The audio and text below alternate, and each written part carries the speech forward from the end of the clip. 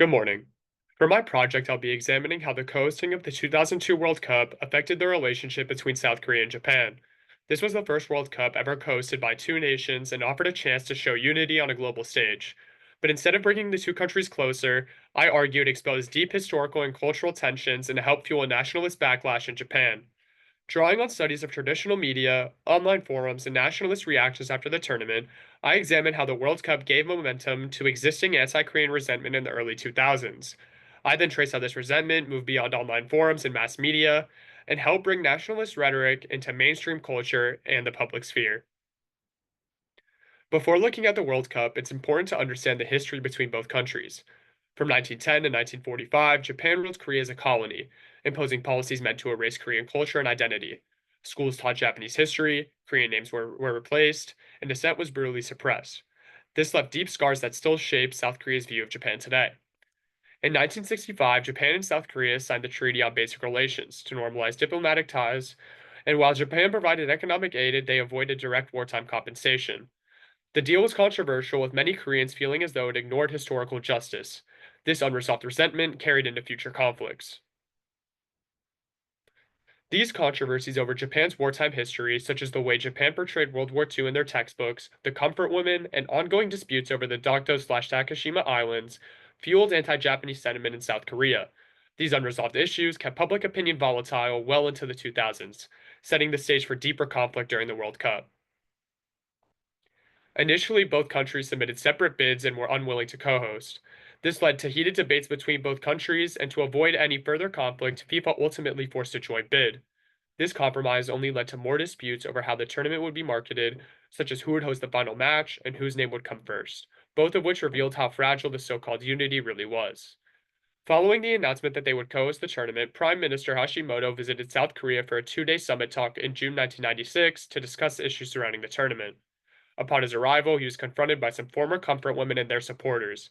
They staged a demonstration and demanded that the Japanese government admit its legal responsibility and pay them compensation. The controversy didn't stop here, as Foreign Minister Lee expressed his outrage in terms of how Japan portrayed World War II in their textbooks. He declared that while the 2002 Cup must be a win win situation for both allies, his government holds deep concerns which may impede the success of the tournament. These disputes set the stage for a World Cup filled with controversy and national backlash. Ironically, the start of the tournament seemed to have been a success in terms of signifying a sense of unity between both countries. Both teams qualified for the knockout stages, and fans from both countries were seen celebrating together, as it was the first time Japan had qualified and only the second for South Korea. But that tone shifted fast. As South Korea advanced to the semifinals and Japan was eliminated in the round of 16, Japanese coverage became more competitive and skeptical. News outlets worldwide downplayed Korea's success, framing it less as a shared win and more as a source of quiet resentment, with a large number of sources claiming South Korea had cheated through biased refereeing. South Korea was the first Asian team to reach the semifinals in the history of the tournament, and according to scholars such as Lee 2010 and Cho 2011, this success enhanced South Korea's international visibility and helped lay the groundwork for the Korean Wave, which refers to the global phenomenon of South Korean pop culture's increasing influence on the world stage. The World Cup, along with the release of Korean drama Winter Sonata and the growing popularity of K-pop, all led to the rise in popularity of Korean culture in Japan.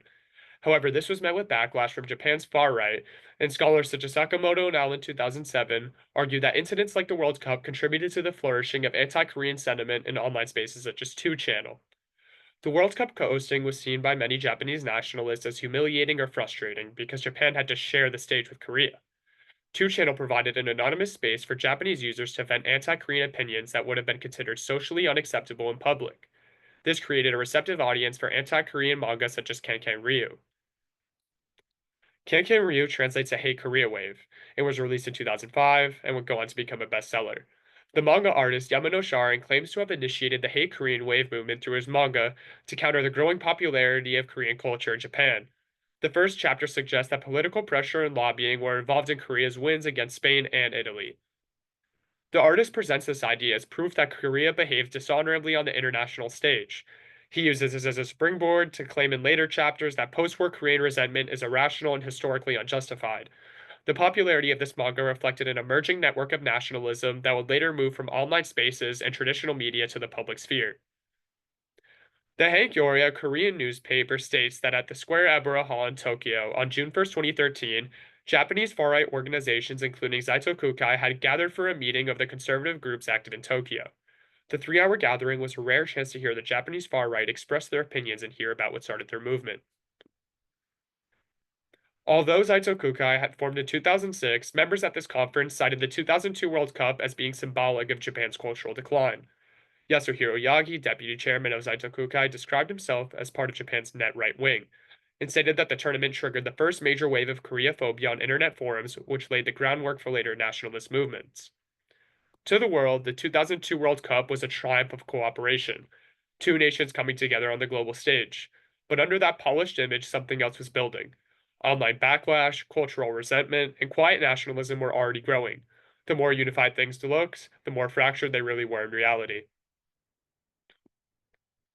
While the World Cup wasn't the sole cause of the rise in nationalism in the early 2000s, I argue that it gave it energy and a platform.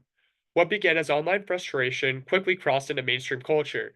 Manga like Kankan Ryu captured and reinforced the rising anti Korean sentiment and paved the way for nationalist groups to move from anonymous forums into public organized activism. In conclusion, the 2002 World Cup was meant to bring Japan and South Korea closer, but what it really did was hold up a mirror, showing both countries how far apart they still were.